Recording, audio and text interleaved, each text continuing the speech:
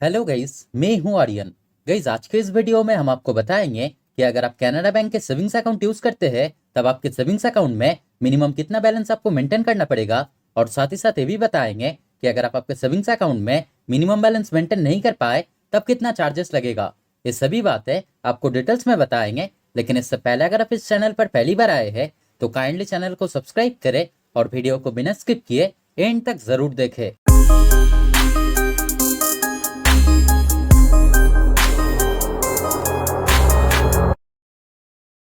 तो गाइस, पहले आपको यहाँ पे जानकारी रखना है कि कैनरा बैंक में कई तरह के सेविंग्स अकाउंट मौजूद है। लेकिन आपके जानकारी के लिए बता दूं, हर तरह के सेविंग्स अकाउंट के ऊपर आपको मिनिमम बैलेंस मेंटेन करने की जरूरत नहीं है।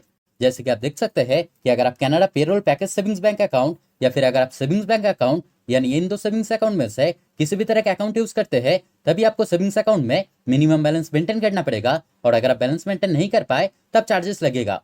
यानी अगर आप इन दो सेविंग्स अकाउंट को छोड़कर किसी अन्य तरह के सेविंग्स अकाउंट यूज करते हैं तब आपके सेविंग्स अकाउंट में आपको मिनिमम बैलेंस मेंटेन करने की जरूरत नहीं है। और अगर आप बैलेंस मेंटेन नहीं कर पाए तब चार्जेस भी नहीं लगेगा। तो चलिए आप जान लेते हैं कि आपके सेविंग्स अकाउंट में मिनिमम कितना बैलेंस आपको मेंटेन करना पड़ेगा। तो गाइस, अगर आप रूरल एरिया में रहते हैं तब 500 मंथली एवरेज बैलेंस आपको मेंटेन करना पड़ेगा। और अगर आप अर्बन, सेमी अर्बन या फिर मेट्रो एरिया में रहते हैं तब 1000 मंथली एवरेज बैलेंस आपको मेंटेन करना पड़ेगा। यानी कैनरा बैंक के रूल्स के अनुसार क्लियरली बताया गया है कि आपके सेविंग्स अकाउंट में मंथली एवरेज बैलेंस आपको मेंटेन करना पड़ेगा। यानी हर महीने आपको बैलेंस मेंटेन करना पड़ेगा। और अगर आप बैलेंस मेंटेन नहीं कर पाए तब हर महीने आपको चार्जेस देना पड़ेगा। तो चलिए आप जान लेते हैं कि अगर आप आपके सेविंग्स अकाउंट में मिनिमम बैलेंस मेंटेन नहीं कर पाए तब कितना चार्जेस लगेगा और किस तरह से चार्जेस लगेगा। तो गाइज, अगर आप रूरल एरिया के लिए अगर minimum 500 monthly average balance maintain नहीं कर पाए तब मैक्सिमम 53 रुपया तक चार्जेस लगेगा। लेकिन यहाँ पे एक फैसिलिटी दिया गया है कि अगर आप आपके सेविंग्स अकाउंट में अगर 500 रुपया मंथली एवरेज बैलेंस मेंटेन नहीं कर पाए लेकिन अगर आप कुछ ना कुछ अगर बैलेंस मेंटेन कर पाए तब उस हिसाब से चार्जेस भी कम लगेगा। जैसे कि अगर आप 500 रुपया मंथली एवरेज बैलेंस मेंटेन नहीं कर पाए लेकिन अगर आप 350 रुपया से 499 तक बैलेंस मेंटेन कर पाए तब 25 रुपया चार्जेस लगेगा और इसके साथ 18% जीएसटी लागू होगा। यानी आपका टोटल चार्जेस लगेगा लगभग 30 रुपया का। गाइस, अगर आप 200 रुपया से 349 रुपया तक बैलेंस मेंटेन कर पाए तब 35 रुपया चार्जेस लगेगा और इसके साथ 18% जीएसटी लागू होगा। यानी आपका टोटल चार्जेस लगेगा लगभग 42 रुपया का।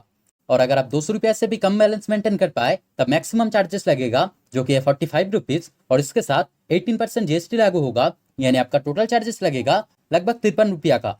ठीक इसी तरह से अगर आप मेट्रो, अर्बन या फिर सेमी अर्बन एरिया के लिए 1000 मंथली एवरेज बैलेंस मेंटेन नहीं कर पाए तब मैक्सिमम 53 रुपया चार्जेस लगेगा।